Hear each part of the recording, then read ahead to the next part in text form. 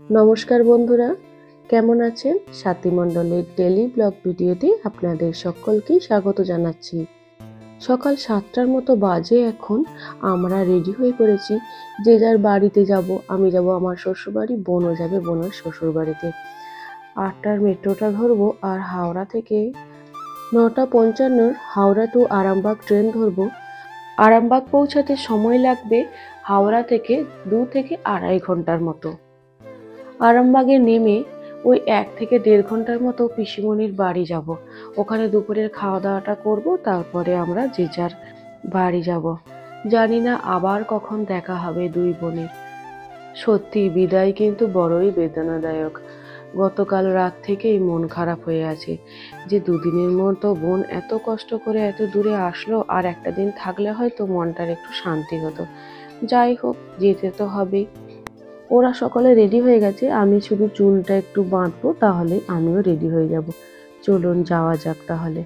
এই যে আমরা সবাই ট্রেনে উঠে বসে আছি।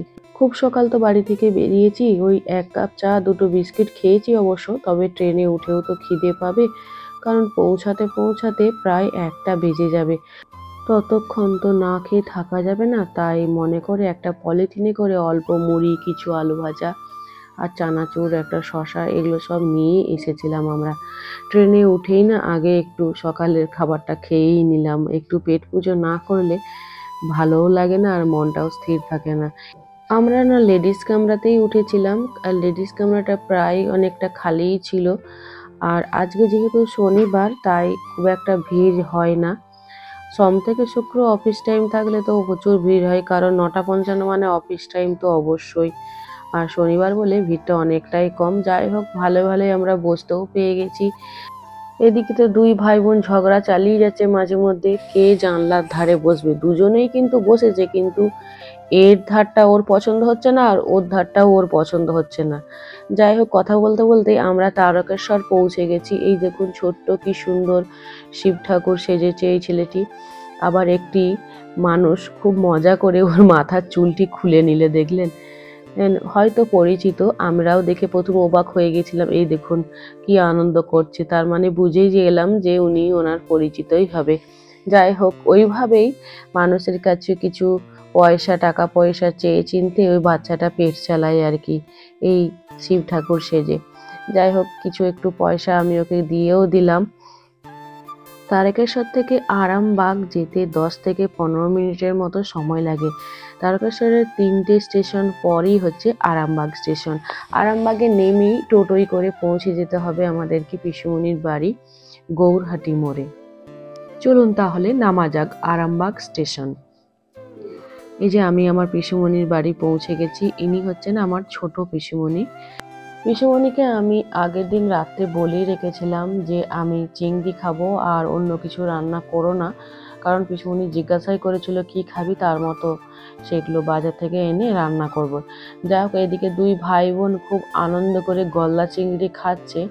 আমার মেয়েও খাচ্ছে আর ওইদিকে আমার বোন বউ খাচ্ছে।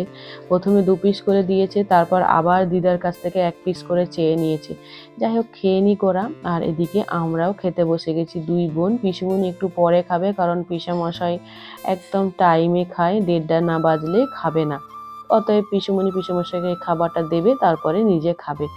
যাই হোক, আমাদেরকে খেতেই হবে, কারণ আমি ওই হাতে 1টি ঘন্টা সময় নিয়ে এসেছি। খেয়ে একটু বসে আবার বেরিয়ে পড়বো আমার বাড়ির উদ্দেশ্যে।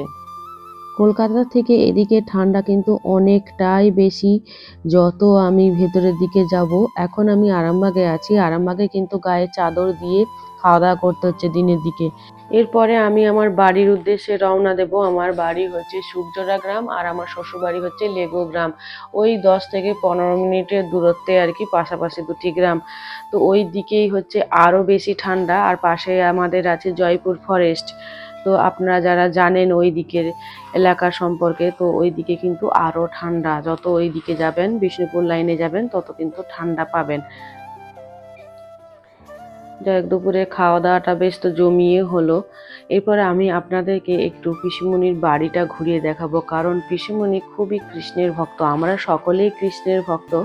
তো পিসিমণি একটু আরও মানে অন্যরকম ভাবে গোপালের সেবা করে থাকেন, সেগুলো একটু আপনাদেরকে ঘুরিয়ে দেখানোর ইচ্ছে হচ্ছে, একটু দেখাই চলুন। পিসিমণির বাড়িটি হচ্ছে দোতলা, একতলায় হচ্ছে ভাড়াটিয়া থাকে আর পিসিমণি পিসিমশাই দুজনে থাকে দোতলায়। পিসিমণির হচ্ছে একটি মেয়ে, সে হচ্ছে আমার পিসতুতো বোন, যে আমার বাড়ি গিয়েছিল, আর আমি হচ্ছে ওর মামাতো বোন। যাই হোক, আমরা দু বোন ছোট থেকে একসঙ্গে বড় হয়েছি বলে আমাদের মধ্যে ভালোবাসার সম্পর্ক একটা তৈরি হয়ে গেছে, এখনো যেটা ছাড়তে পারবো না আর কোনোদিন ছাড়বও না। চলুন একটু বাড়িটা ঘুরিয়ে দেখা যাক। এটা হচ্ছে পিসিমণির ডাইনিং। পিসিমণি গানের শিক্ষকতা করেন, গানের দিদিমণি। অল্প বয়স থেকেই পিসিমণি গান খুব ভালোবাসেন। এটা হচ্ছে আমার বোন বিয়ের ছবি, আর মাঝে যে ছোট্ট বাচ্চাটি দেখলেন ওটি হচ্ছে আমার বোনপো, ছোটবেলাকার ছবি।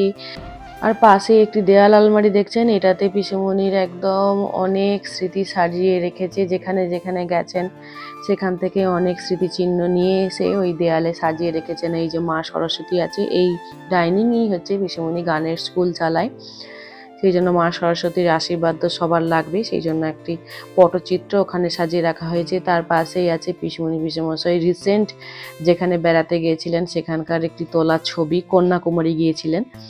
আর নিচেই হচ্ছে ডাইনিং টেবিল, এখানেই বসে খাওয়া দাওয়া করে। ওপরতলায় দুটি রুম, একটি রান্নাঘর আর একটি বাথরুম, আর একটি হচ্ছে বারান্দার মতো আছে।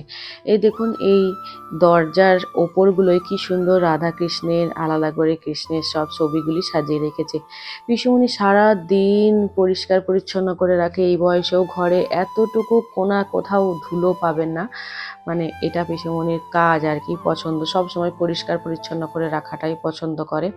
কারণ ঘরের লাইটটা না জ্বাললে অন্ধকার, দেখাই যাবে না। কারণ ঘরের জিনিসপত্র প্রচুর আছে, সেগুলো এখানে সেখানে পড়ে আছে, না লাইট জ্বাললে দেখতেও পাওয়া যাবে না। আর এদিকে দেখুন আমার বোন খাওয়া দাওয়া করে একটু শুয়ে পড়েছে, কারণ ও বেরোবে, আর যে যার বাড়িতে গিয়ে তো প্রচুর কাজ অপেক্ষা করেই থাকে, তাই একটু বিশ্রাম নিচ্ছে। আর এদিকে হচ্ছে, এটি হচ্ছে পিসিমণির ঠাকুর ঘর প্লাস শোবার ঘর আর কি। তো এখানে পিসিমণির ৩৩ কোটি দেব দেবতা সবাই আছে আর কি, সব ঠাকুরকে নিয়ে পিসিমণি থাকে, যতটা পারে ভগবানের সেবা করে। আর এই দেয়াল আলমারিটাতে হচ্ছে অনেক বই আছে, আর বিভিন্ন জায়গায় শুধু ছবিগুলোকেই সাজিয়ে রাখা হয়েছে। বিভিন্ন সময় যেখানে যেখানে গেছে সেখানকার একটি করে ছবি তুলে এনেছে। আর এদিকে আমার মেয়ে খেয়ে দিয়ে একদম পেটটি ভরিয়েই ঘুরতে এসেছে, মানে ঘর ঘর ঘর পরিদর্শন করছে। যাই হোক, এটা হচ্ছে বারান্দা, আর পাশাপাশি দুটো রুম, আর ডাইনিংটা তো আপনাদেরকে দেখালাম। পিসেমশাই তো এখন রিটায়ার করে গেছে, তো পিসেমশাই টুকটাক রান্নাবান্নাগুলো করে, কারণ পিসিমণি প্রচুর স্টুডেন্টকে গান শেখায়, কারণ সময় করে উঠতে পারে না। আর প্রত্যেকে কিন্তু আলাদা আলাদা করেই শেখায়, একসঙ্গে না। আর এটা হচ্ছে পিসিমণির রান্নাঘর, এই রান্নাঘরটা রিসেন্ট করেছে, কারণ এইটা রুম হিসাবেই ব্যবহার করা হচ্ছিল। নিচের তলাটায় একটা রান্নাঘর ছিল, সেখানেই করতো, কিন্তু বয়স হচ্ছে ওঠানামা করতে পারবে না। আর এদিকে দুই ভাই বোন একদিকে শুয়ে, মানে যত ভাব তত ঝগড়া আর কি। তো বন্ধুরা, ব্লগটা আমি এখানেই রাখবো, আপনারা সকলে ভালো থাকবেন, সাবধানে থাকবেন, দেখা হচ্ছে নেক্সট ভিডিওতে। Tata, by.